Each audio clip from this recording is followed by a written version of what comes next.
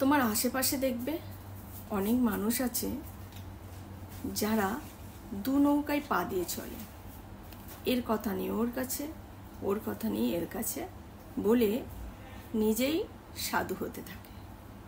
সেই দুমুখো মানুষদের জন্য আমার ছোট্ট একটা কবিতা লেখা। দুমুখো মানুষগুলো সব দু নৌকায় পা দিয়ে চলে। তারা জানে না তাদের চালাকিগুলো সবাই ধরে ফেলে। চালাক তারা নিজেদেরকে একটু বেশি করে ভাবে, তাদের চালাকিগুলো সবার সামনে প্রকাশ হয়ে পড়ে। চালাক তারা ছিল না কোনোদিনই, বরং মূর্খ ছিল বেশি। চালাক তারা ছিল না, বরং মূর্খ ছিল বেশি।